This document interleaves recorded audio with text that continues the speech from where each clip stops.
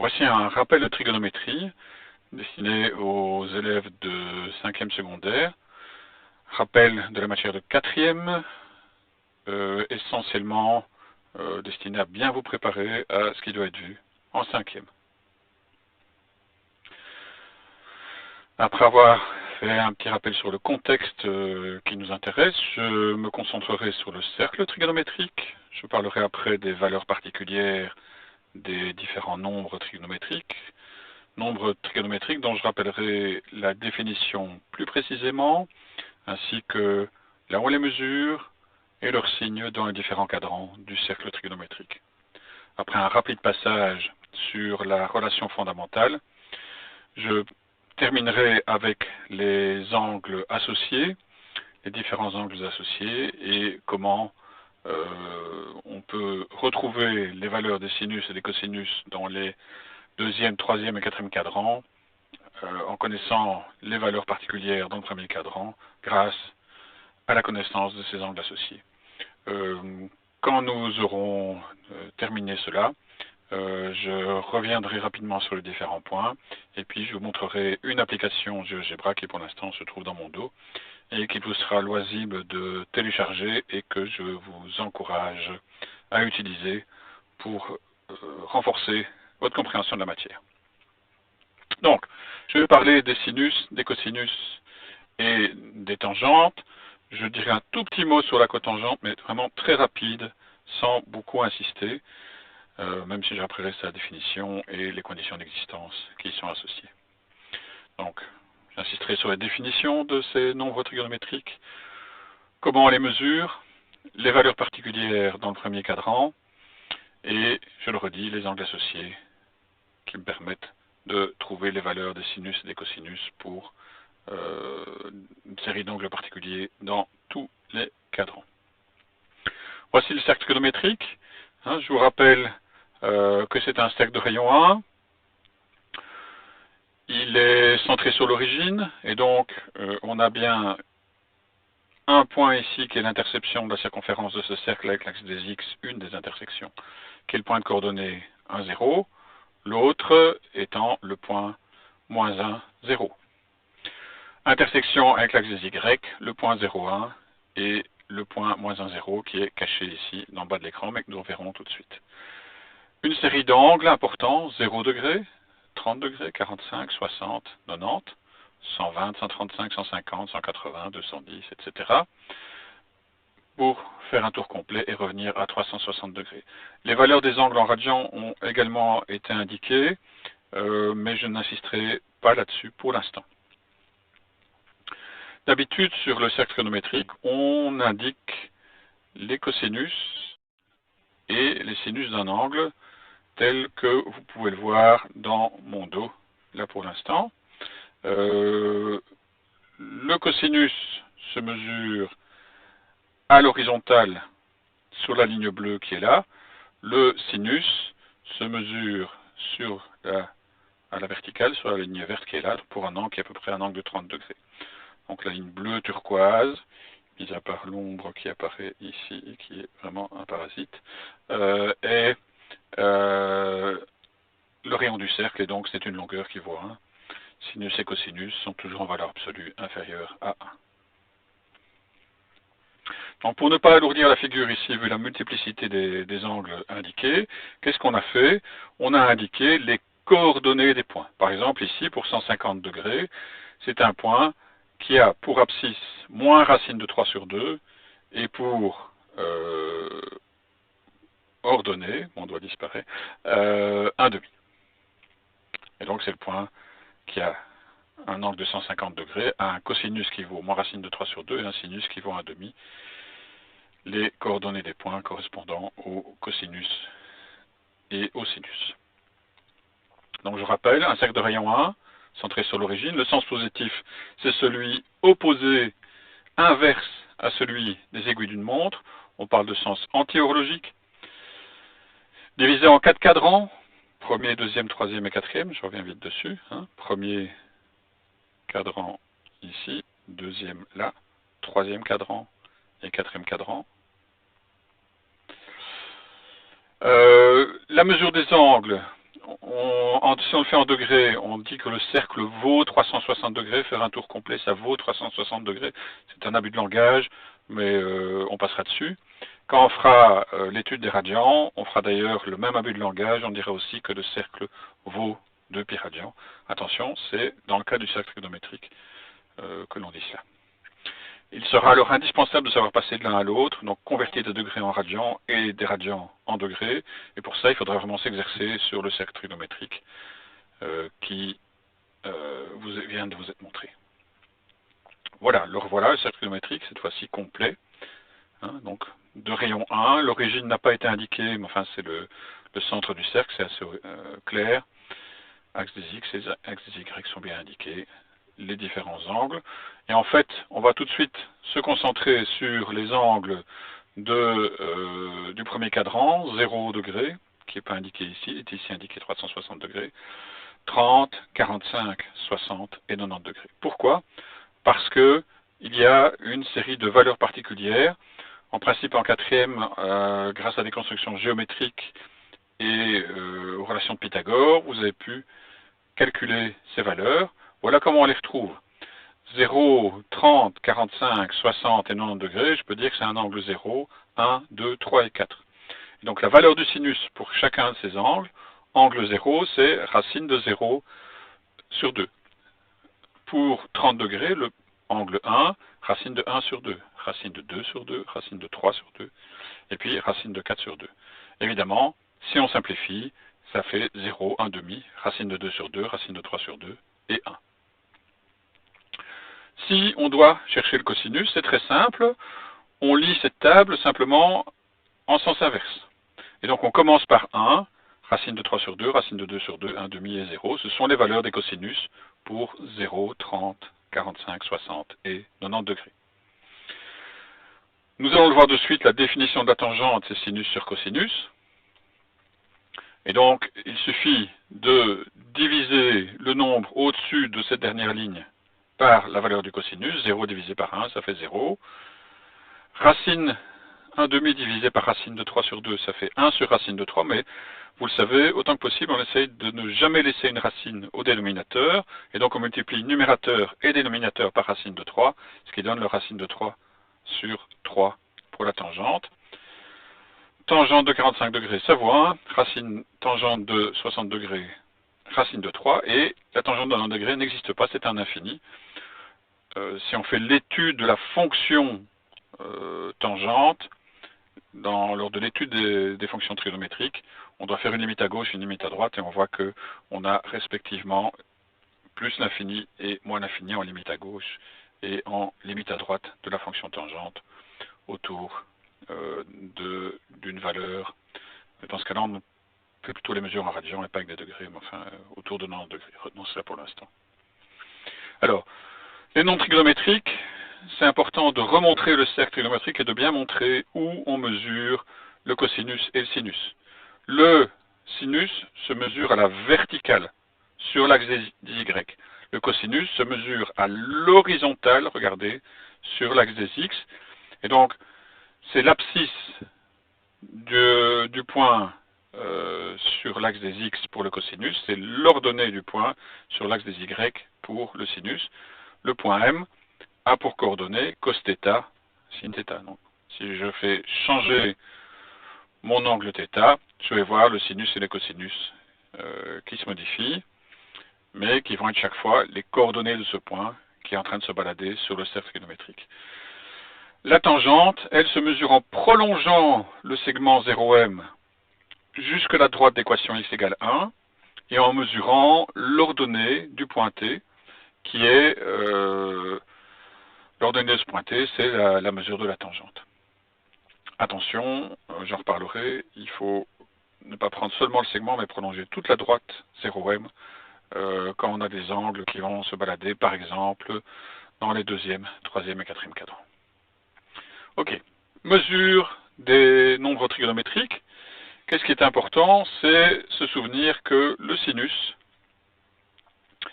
c'est un nombre réel qui se mesure sur l'axe vertical, je viens de le dire.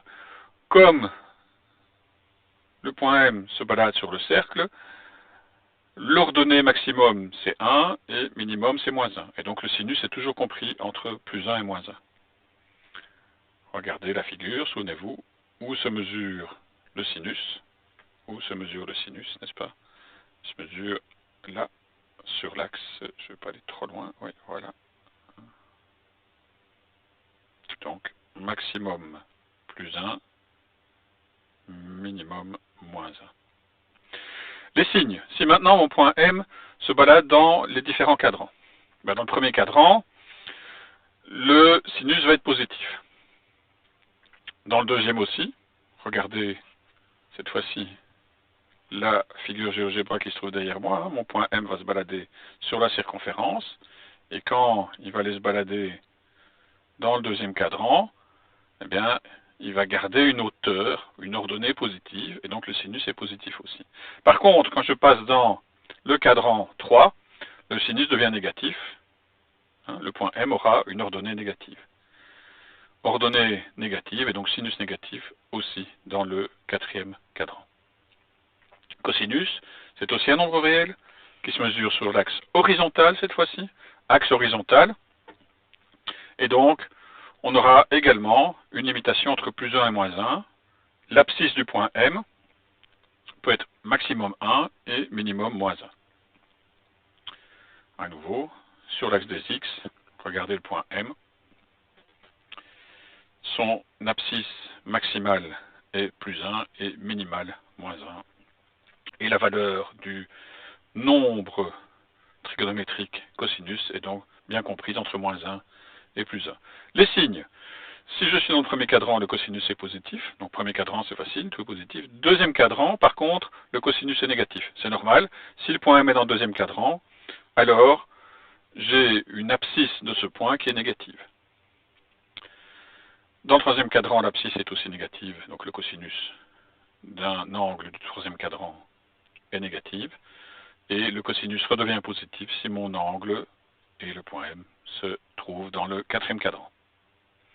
La tangente, c'est un réel aussi qui se mesure sur la droite d'équation x égale 1. Attention, c'est important, cette droite d'équation x égale 1, le point T sur la figure précédente peut monter jusque plus l'infini et peut descendre jusque moins l'infini. Donc on prolonge la droite, on ne fait pas seulement un petit segment entre 0 et m, et donc la mesure de la tangente continue à se faire sur la droite d'équation x égale 1 pour les 4 cadrans. On va le voir plus tard. Donc, le point T peut monter jusque plus l'infini, peut descendre jusque moins l'infini, et donc tous les nombres réels peuvent être atteints par la tangente d'un angle. Regardez sur la figure, le point T peut monter, monter, monter et descendre. En termes de signes, positif pour le premier cadran, négatif pour le deuxième, ça devient positif pour le troisième et négatif pour le quatrième. La définition de la tangente que nous allons voir de suite comme tangente d'un angle est égale au sinus de cet angle divisé par le cosinus permet aussi de retrouver facilement cette règle des signes pour les tangentes. Attention que si on divise par un cosinus, il y a des conditions d'existence où on doit éviter de diviser par 0. Quand est-ce que le cosinus d'un angle est égal à 0? Lorsque cet angle vaut 90 degrés ou 270 degrés à un nombre entier de demi-tours près. Si on passe de 90 à 270, on a fait plus 180. Je peux encore faire plus 180, revenir à 90, mais je peux aussi faire moins. Moins 360, moins 720, que sais-je. Dans ce cas-là, on aura un cosinus qui va s'annuler et une tangente qui n'existera pas. On aura un infini à cet endroit. Donc je peux aussi bien ajouter des demi-tours, plus un nombre entier de fois 180, un k positif, k qui vaut 0, 1, 2, 3, 4, 5000, ou bien soustraire un nombre de demi-tours, le résultat sera le même. Moins 5 fois 180, moins 1000 fois 180, que sais-je. La cotangente, sa définition, c'est 1 sur la tangente, et donc simplement, comme c'est le nombre inverse, c'est cosinus divisé par le sinus, mais là aussi, on va avoir une condition d'existence où le sinus de l'angle devrait être différent de 0. Qu'est-ce qui va se passer alors? je serai à 0 degré, dans quel cas est-ce que le sinus est nul à 0 degré, ou bien à 180 degrés, l'angle plat. Si j'ai fait un demi-tour, le sinus vaut aussi 0. Et donc, on fait 0 degré, plus 180, plus 360, etc., 540, 720, etc. Et donc là aussi, je peux faire des demi-tours dans un sens ou dans l'autre, et donc je multiplie par un nombre entier de demi-tours, ce nombre entier pouvant être positif comme négatif, K appartient à l'ensemble Z des entiers, positifs comme négatifs. La relation fondamentale, très rapidement, sinus carré plus cos carré est égal à 1. Cela est vérifié facilement sur le cercle trigonométrique. J'ai un cercle de rayon 1, la ligne bleu turquoise qui se trouve ici. Cette ligne vaut 1. C'est l'hypoténuse d'un triangle rectangle qui est là, dont la base est la ligne bleu clair, et la hauteur est égale au sinus de l'angle, la ligne verte qui se trouve ici. Et donc, Pythagore, puisque j'ai un triangle rectangle, la longueur de l'hypoténuse élevée au carré, 1 au carré ça fait 1, est égale à la somme des carrés des côtés. Cos carré plus sin carré plus cos carré est égal à 1. Relation fondamentale de la trigonométrie, très utile. Attention, il faut vérifier dans quel cadran on se trouve. Nous ne manquerons pas de vous poser des questions là-dessus. Alors, les angles associés. Première famille d'angles associés, les angles supplémentaires. Leur somme vaut 180 degrés. J'ai un angle alpha, j'ai un angle bêta, je les additionne, s'ils sont supplémentaires, ça fait 180 degrés. Ça veut dire aussi que mon angle bêta est égal à 180 degrés moins alpha. Il suffit, pour vérifier cela, d'isoler bêta. Donc, propriété des angles supplémentaires, c'est qu'ils sont symétriques par rapport à l'axe Y. Et donc, un angle alpha et un angle bêta, eh bien, si mon angle alpha est dans le premier cadran, l'angle bêta est dans le deuxième. Symétrie par rapport à l'axe Y, les ordonnées. Par exemple, 30 et 150 degrés sont des angles supplémentaires. Si vous retournez sur le cercle trigonométrique, vous verrez que 30 degrés fait partie des valeurs particulières, et donc, la connaissance des sinus et des cosinus de 30 degrés me permet de connaître la valeur des sinus et des cosinus de 150 degrés si je connais les propriétés des angles supplémentaires. Je ne devrais pas le faire ici, mais même chose pour 45 degrés et 60 degrés, et en fait n'importe quel angle, mais pour les angles particuliers, c'est vraiment important de connaître ça et de savoir les retrouver. À nouveau, nous ne manquerons pas de vous tester sur ce sujet. Alors, regardons le cercle trigonométrique. Je n'ai pas indiqué qu'il était de rayon 1, mais ce n'est pas très important. Voilà l'angle alpha, 30 degrés. Voilà l'angle bêta, 150 degrés. Hein, on voit bien que si on réadditionne à l'angle bêta l'angle alpha, je vais bien arriver à l'angle plat à 180 degrés. C'est deux angles qui sont effectivement symétriques par rapport à mon axe des Y, je vous le rappelle. Ok, alors regardez ce qui se passe en termes de sinus cette fois-ci. En termes de sinus, je prends le sinus d'alpha. Et si je cherche le sinus de bêta, mais regardez, du fait de cette symétrie, ça va être deux points qui vont avoir la même ordonnée, et donc leurs sinus vont être égaux. Si par ailleurs je vais chercher leur cosinus, voilà le cosinus de bêta, il se trouve là, pardon, le cosinus d'alpha, le cosinus de bêta, lui va être un nombre égal mais de signes opposés. Donc, les sinus de deux angles associés supplémentaires sont égaux, leurs cosinus sont des opposés, et simplement du fait de la définition de la tangente, leurs tangentes vont aussi être des opposés. Ça peut aussi se vérifier en faisant les constructions géométriques. Deuxième famille d'angles associés, les angles antisupplémentaires. Cette fois-ci, ce sont des angles dont la différence vaut 180 degrés. Donc si j'isole bêta, alpha moins bêta vaut 180 degrés. Si j'isole bêta, je vais avoir moins bêta, qui va être égal à 180 degrés moins alpha. Donc bêta va être égal à moins 180 degrés plus alpha, mais moins 180 degrés ou plus 180 degrés, c'est un demi-tour. Que je le fasse dans un sens ou dans l'autre, c'est égal.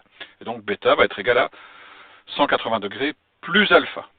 On aura cette fois-ci une symétrie par rapport à l'origine, au point 0, 0, et donc on va se trouver dans les cadrans 1 et 3. Exemple, 30 et 120 degrés sont des angles antisupplémentaires l'un de l'autre.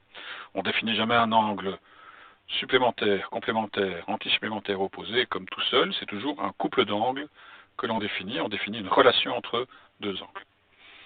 Voilà le cercle trigonométrique. Voilà l'angle alpha. 30 degrés toujours, c'est toujours le même exemple que je prends. 210 degrés, mais on voit bien que c'est 30 degrés plus 180 degrés. Et on voit bien que un point et l'autre, le point correspondant à l'angle alpha et le point correspondant à l'angle bêta, sont opposés par une symétrie centrale, centrée sur l'origine de mon repère. En termes de signes, regardez, je cherche le sinus de bêta. Si je prends le sinus d'alpha, eh je vois que je vais avoir deux longueurs identiques mais de sens opposés. Les sinus sont des opposés. Et c'est la même chose pour les cosinus. Les cosinus vont aussi être des opposés. Regardez sur la figure. Hein, voilà le cosinus de bêta. Voilà le cosinus d'alpha. Ce sont les mêmes longueurs et elles sont opposées. Donc, ça j'insiste, quand on fait la trigonométrie, faire des petits schémas, il n'y a pas de miracle. Il faut faire ce genre de schéma. Ça va vraiment vous aider à comprendre ce que vous faites, à fixer la matière aussi. On ne peut pas faire l'économie de ces schémas dans des problèmes plus compliqués. Si on ne fait pas les schémas, c'est garanti, on se trompe. Voilà, donc les sinus sont opposés, les cosinus sont opposés. À nouveau, définition de la tangente. Ce que j'ai ici, c'est sinus de bêta est égal à moins sinus de alpha. Cosinus de bêta est égal à moins cosinus de alpha. Si je cherche la tangente de bêta, sinus sur cosinus va donc être égal à moins sinus sur moins cosinus, règle des signes. Les tangentes sont égales. Tangentes de alpha et bêta sont les mêmes. Les angles opposés, leur somme vaut 180 degrés, alpha plus bêta vaut 0 degré, pardon, leur somme vaut 0. 0 ou 360 ou n'importe quel multiple, positif ou négatif à nouveau, de 360 degrés, multiple entier de 360 degrés. Donc 0, 360, 720, moins 360, moins 720, etc. Cette fois-ci, donc, on va avoir une symétrie par rapport à l'axe X, et donc on va se retrouver dans le premier et dans le quatrième cadran.